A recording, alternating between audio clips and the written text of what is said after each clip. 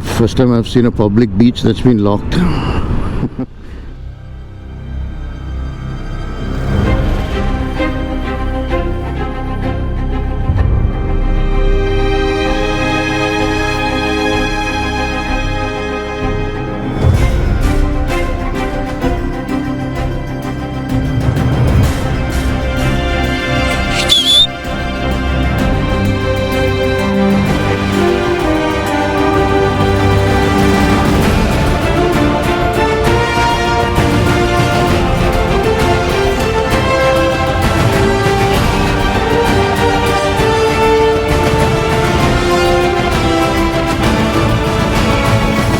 Freezing cold.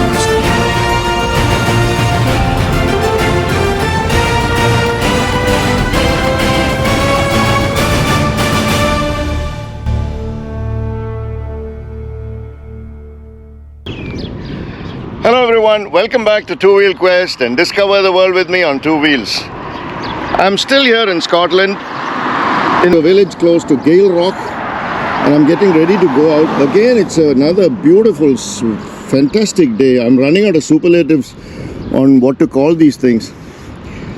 We've been lucky so far, and today I hope also the forecast says slightly cloudy, but nothing more than that.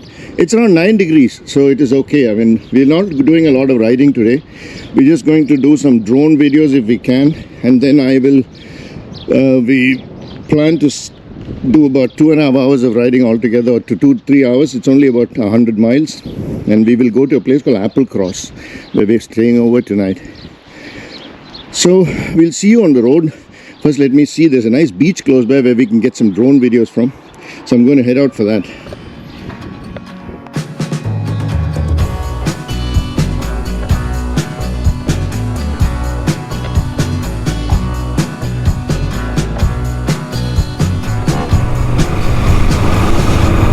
Setting off from this village called Altbia. That's the name of the village. We're going to Applecross today. Very short trip, only about 100 miles. And I am going to be taking some drone videos. I mean, that is the plan. We will stop somewhere scenic. We saw a lovely beach while we were coming in here, so we thought we'll go there and try to fly the drone. About 2.5 hours of riding altogether. So we started late, around 10 o'clock now. We want to get there early by 3:30 if possible, and also do some local riding. Swing around. There's a place there, I can't pronounce it properly. It's a pass called the Balaknaba. So we want to go there as well. That's the idea. Going in search of the bay we found yesterday, and I'm looking for the place where I want to fly the drone. A few words about where we stayed last night. It was very nice. It was very comfortable, not luxury or anything of that sort. There's the bay. There is the bay I was looking for. I hope I can go down there. Is there a road going down to the beach? So this place was really nice in the sense that it was fully functional, everything clean, bathrooms, comfortable beds, and the best part of it is that there was a fully functional kitchen and you could pick up whatever you wanted. It's a self-service breakfast, so you can cook your eggs and toast your bread, but everything was available. It's a kind of place that I really enjoy because it's more about how comfortable you are rather than how luxurious it is, or there are no additions, no extras, no nothing, but it does the job very, very well.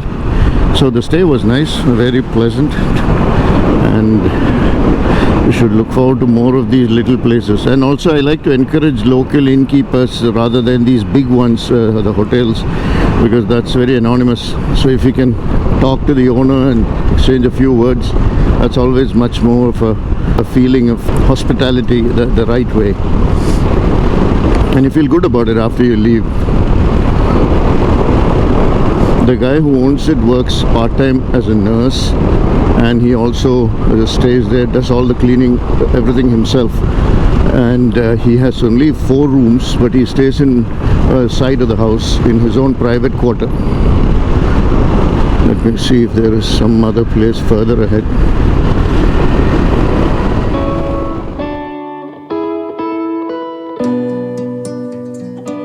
Let's see. Oh, the gate is locked. Oh my goodness. Let's look for another beach. Why do they keep beaches locked, I wonder?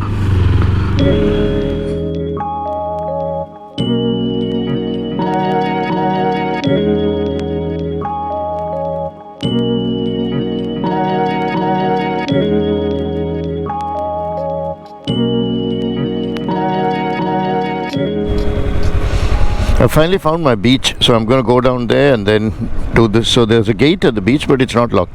This is interesting. There's an invitation to pay.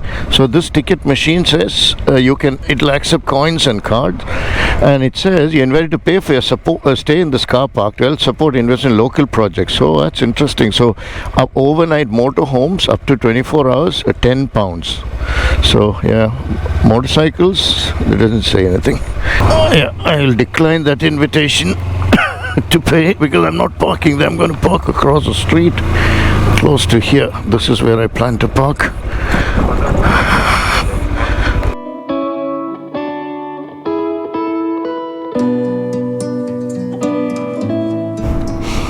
It is a little windy, but not too much. Yesterday was very windy, so today I think is better. Reasonably good conditions, I think, to take the drone out. Not too windy, nice sunlight. Oh, getting down was tough. There's no proper path, it's just a jump off.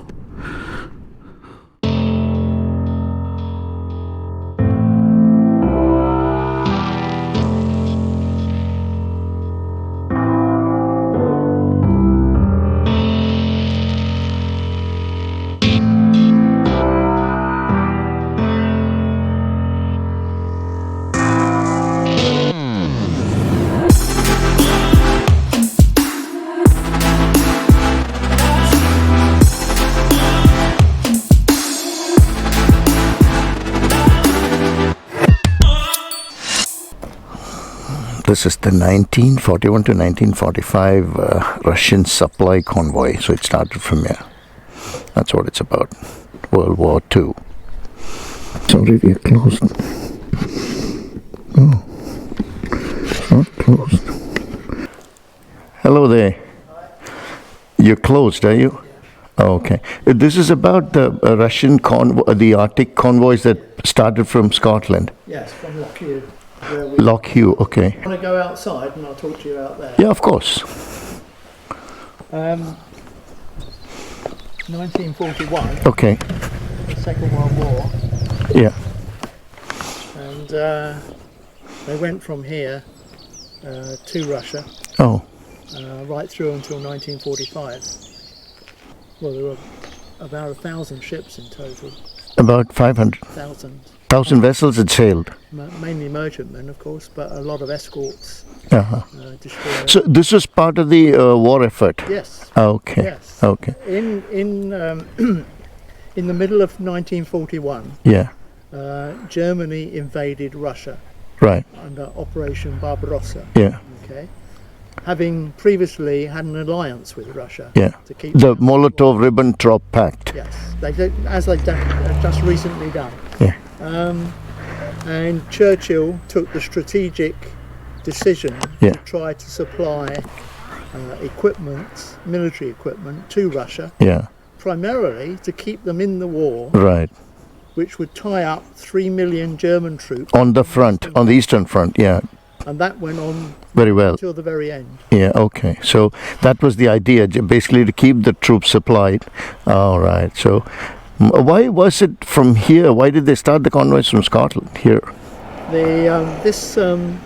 This lock here was the alternative anchorage to the home fleet, which was normally based up in Scapa Flow Okay. in the Orkney Islands to the north of Scotland. Right. Right. So this was already surveyed, and it had a narrow entrance, Right. but it had deep water, Okay. and therefore it could take battleships. Right. etc. Right. Right. So if the Scapa Flow ships needed to come to an alternative location, Right. they would come in here. Okay. So the point being that it was already surveyed, Okay. and therefore it could be made operational very quickly. Easily. Yeah. Right. And because it's got a narrow entrance, right. it could easily be defended. Very So good. there were Okay. two big guns out on the point there. Are they still there? the guns are not there, but the bunkers are. Ah, okay. And if you want to go round, you can see that. Right. And then anti-submarine nets. Right, across the right. as well. So that they don't sneak in and sort of wreak havoc on it. Yeah. Are you a historian by profession, or No, not by- you're a volunteer? I'm a volunteer. Okay. Yeah. But you're from Gale Rock. I live here. Ah, I live okay. here in Oakland. You've lived here all your life. No. Okay. All right. Thank you very much. We really appreciate you coming out. We know you're close, but yeah. Well, we're open on the 11th of April. That's like Easter onwards you start. that's right, Yeah. yeah. And what are these two? Is there anything to do with the convoy? Yes, well, indirectly. Okay. This vehicle here is what they refer to as a NAFI van, Navy, Army and Air Force Institute. They go round shore stations, of course, providing refreshments and such like for the troops. Right. So when the military were here, Yeah. and there were 3,000 military personnel here Okay. at the peak, Yeah. this sort of vehicle, not this particular one, but Yeah. this sort of vehicle would have gone round to keep all the troops happy. Right. And this is from that vintage. It's from the 40s. 1940. Okay. It's in good shape for something. Yeah. We had it running out yesterday. Yesterday we had Oh, it really? on the road. Okay. So it's a trailer, is it? And It's the trailer and the- because it's horrible to drive. We've got a trailer so that we can take it. okay. All right then. Okay, Thank you very much. that's all right. Appreciate it. Yeah. That's a Russian Arctic convoy. Quite a story, really. I'm coming into Gairloch, another pretty Scottish village or town. I really enjoyed that visit to the Russian Arctic convoy exhibition. The guy there was very friendly and tried to assist in explaining what the whole thing was about. Okay, that's a village square which we are not going to. Instead we will go to Melvig. No, we will go further up on the NC 500. We're still on the NC 500.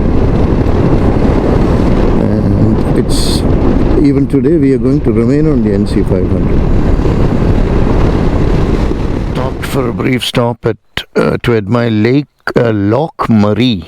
It says it's the only major freshwater loch left in Scotland that hasn't been affected by large-scale forestry, fish farms or dams. But this one here talks about how the pine trees here have all been cut down to make wooden ammunition boxes during World War II. And they say 350 years before that, in the 17th century, there were a lot of iron smelters here. So they were used, all the pine was cut down and used to power up the smelters, to fire the smelters. And those smelters were used to make cannons, which was then, at that time, they were the main killing machines. So war has made a lot of difference to the forests here, cut down over a period of hundreds of years. Sad but true. Now I head on towards Applecross after Loch Murray.